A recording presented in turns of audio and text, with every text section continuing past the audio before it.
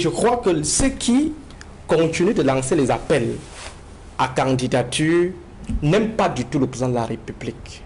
Je l'avais déjà dit, si j'étais un des enfants de Paul Biya, je lui aurais déjà dit, papa, n'écoute pas ces courtisans. N'écoute pas ces courtisans. Ta santé d'abord. Ton repos d'abord. Et surtout, la prise en charge de ceux qui te restent comme famille. Grand-père, n'écoute pas les gens là. Parce que en fait, lorsque vous voyez les gens comme les André Meka venir sur les plateaux, les Eyeba ici organiser cette chose-là, ils ne se soucient pas de Paul Biya. Paul Biya n'est plus leur priorité. La priorité, c'est que si ce type n'est plus là aujourd'hui, nous sommes morts.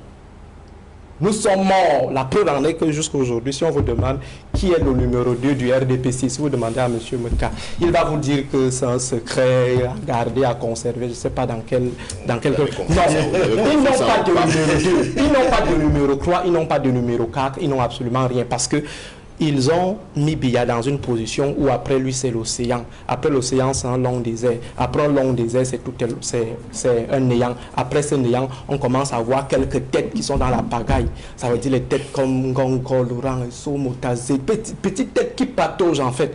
Donc on n'a pas quelqu'un de sûr. Et nous sommes là en 2025. Nous sommes à la porte des élections présidentielles. Les gars sont dans la panique. C'est pourquoi, lorsqu'il y a eu cette fausse rumeur, il y avait un stress total qui les animait.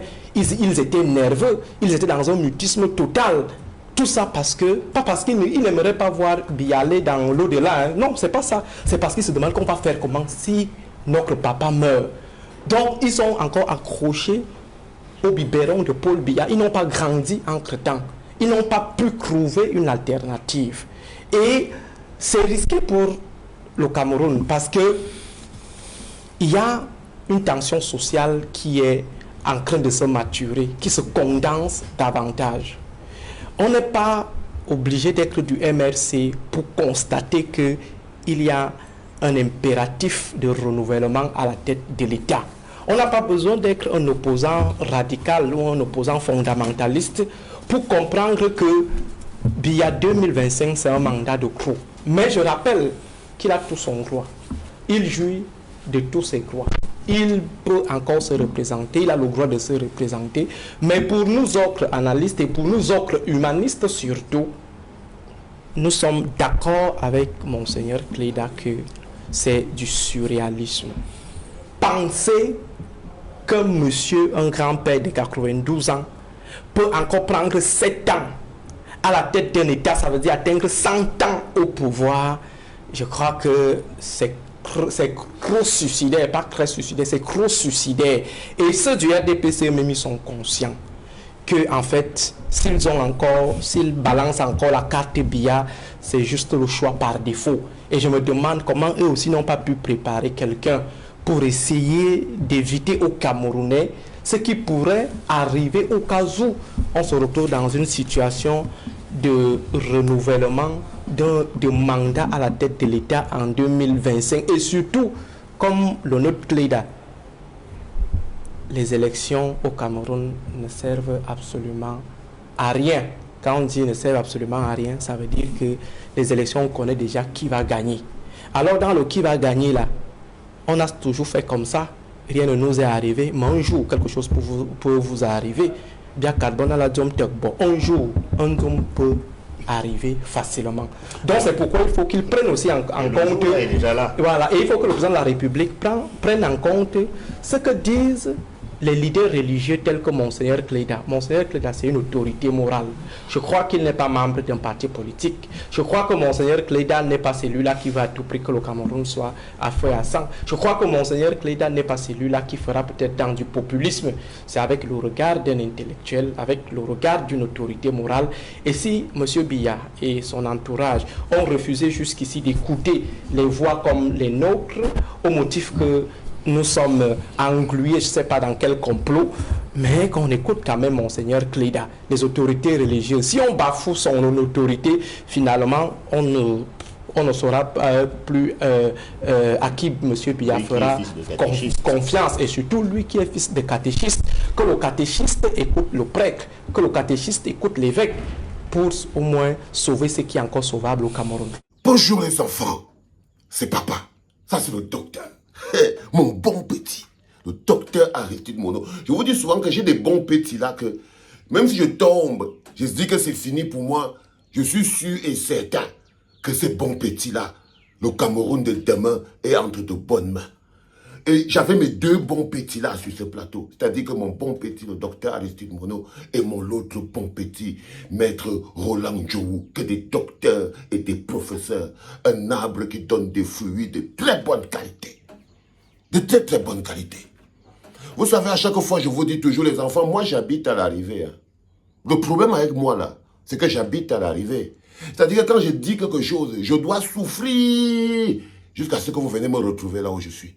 Et ça me prend du temps et de l'énergie. Bah oui, la simple candidature de Pomba, quand je vous dis c'est non à la candidature de Pomba, c'est la campagne du Bloc populaire. Parce que si tu es quelqu'un qui est un peu objectif, tu as un peu d'amour pour ce pays, tu sais quel est le danger qui menace ce pays. Il ne s'agit pas de l'homme. Quand un homme devient un danger, tu le vérifies et tu le captes.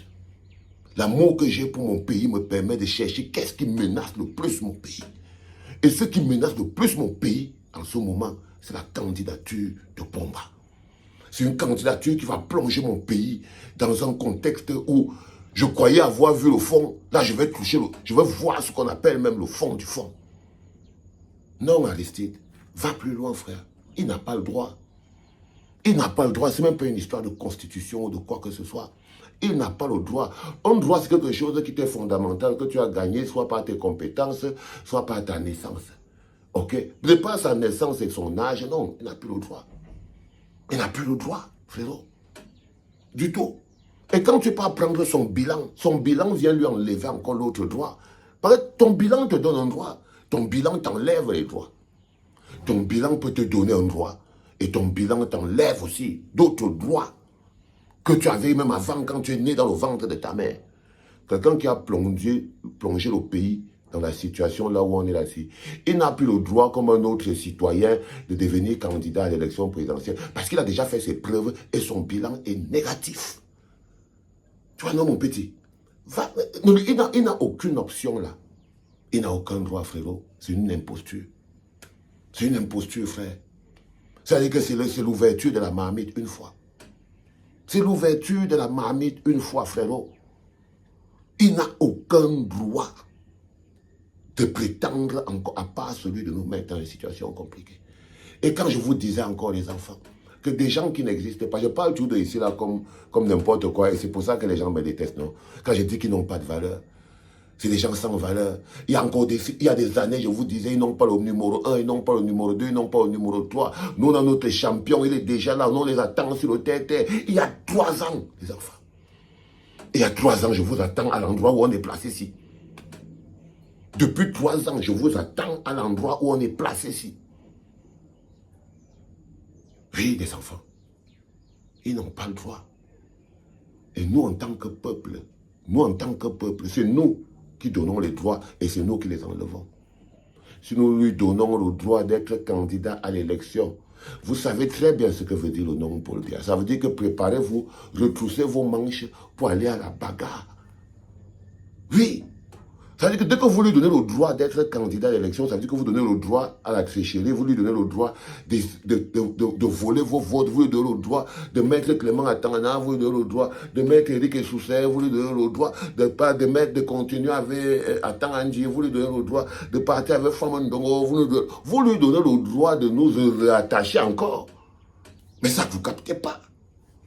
Ça que vous ne captez pas. Il n'a aucun droit, frérot. Il n'a aucun droit, les pancartes doivent être claires. C'est un non catégorique. Le nom du peuple ne se négocie pas. Pas du tout, frère. Donc, la vérité, elle est là. C'est au peuple de décider. C'était papa.